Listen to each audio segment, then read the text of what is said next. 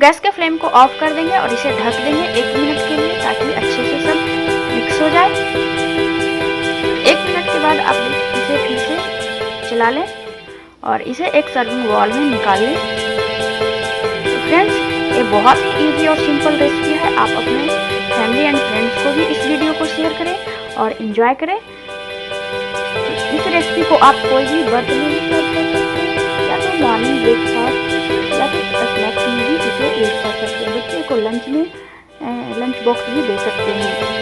तो अगर आप मेरे चैनल पर न्यू हैं तो प्लीज़ सब्सक्राइब कर लें और पास के बेल आइकन को भी प्रेस कर लें। Thanks for watching.